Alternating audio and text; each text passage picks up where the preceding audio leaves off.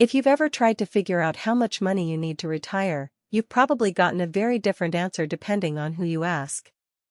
Some people say $1 million. Others say 2 million. Some financial advisors throw out numbers like 4 million or 5 million, and suddenly the whole thing feels so far away that you just stop thinking about it. Today I'm going to give you a real, honest, practical answer to this question, one that's actually based on your life, not some generic rule designed for someone else. Because here's the truth, the right retirement number is different for everyone. But the framework for calculating it is the same for everyone. And once you understand it, the goal stops being overwhelming and starts being something you can actually plan for. You've probably heard the rule, save 10 times your salary by age 67. That's from Fidelity and it's a reasonable starting point, but it's based on the assumption that you'll spend roughly 80% of your pre-retirement income in retirement. That's true for some people, but not everyone. If you're planning to downsize your home, pay off your mortgage before retirement, move to a lower cost of living area, or live a simpler lifestyle, you might need far less than 10 times your salary. On the other hand, if you're planning to travel extensively, support adult children, or maintain an expensive lifestyle, you might need significantly more. The 10 times salary rule also doesn't account for Social Security, which for most Americans will cover a meaningful portion of retirement expenses. The average Social Security benefit in 2026 is around $1,900 a month, that's nearly $23,000 a year. For someone spending $60,000 annually in retirement, Social Security covers almost 40% of the bill. So before you panic about any number, let's build your actual retirement target from the ground up. The foundation of your retirement number is your expected spending in retirement. Start with your current monthly expenses.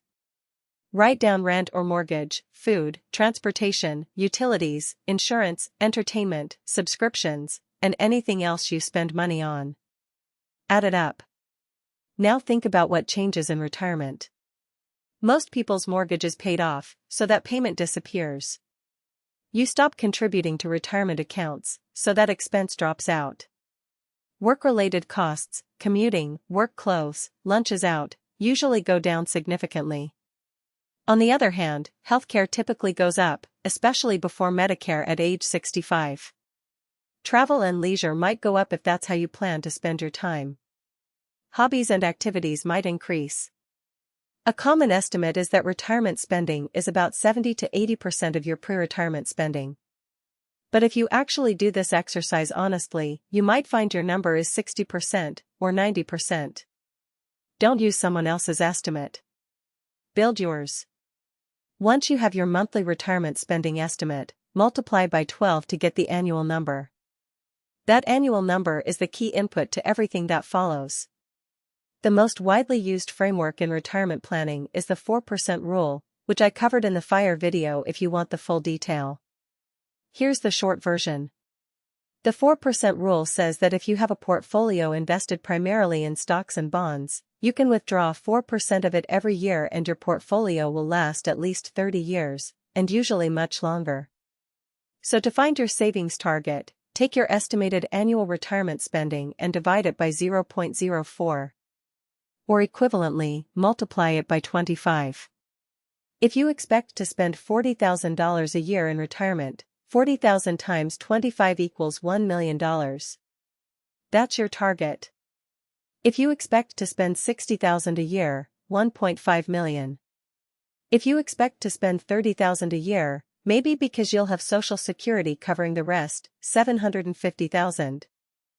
Now subtract what Social Security will cover. You can estimate your Social Security benefit by creating an account at ssa.gov. It will show you projections based on your actual earnings history. Whatever that amount is annually, subtract it from your expected retirement spending. Only the gap needs to come from your portfolio. For example, annual retirement spending $60,000. Annual Social Security benefit $20,000. Gap equals $40,000. 40,000 times 25 equals 1 million. That's your actual savings target, not the generic $2 million number you might have heard. Two factors that can blow up retirement plans if you ignore them: healthcare and inflation.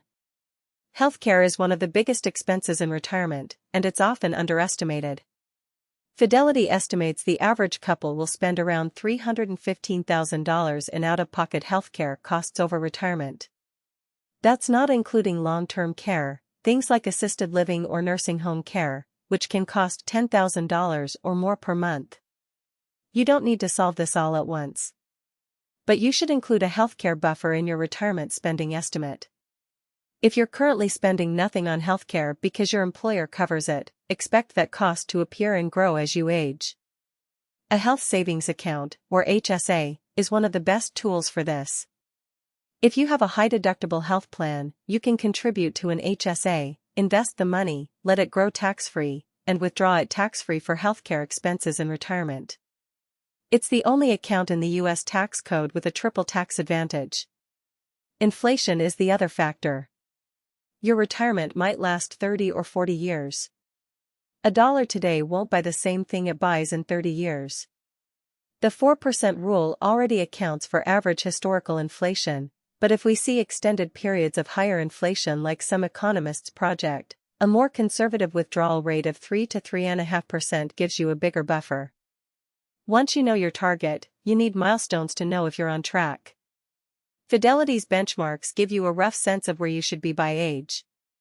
By age 30, aim to have 1 times your annual salary saved. By age 40, 3 times your salary. By age 50, 6 times your salary.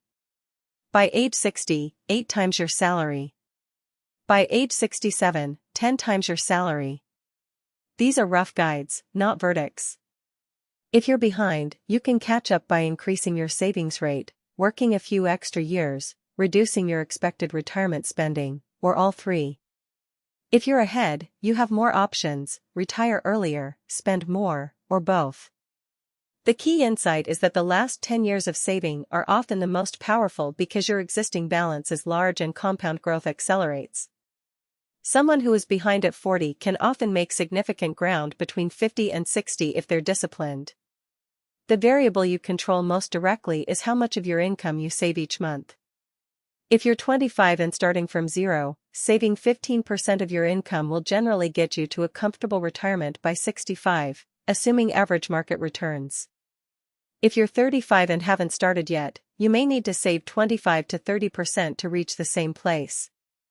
If you're 45 and behind, the math requires either a higher savings rate, 30 to 40%, a later retirement date, or a lower spending target in retirement.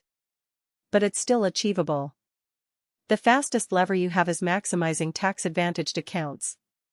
In 2026, you can contribute up to $23,500 to a 401k and up to $7,000 to an IRA.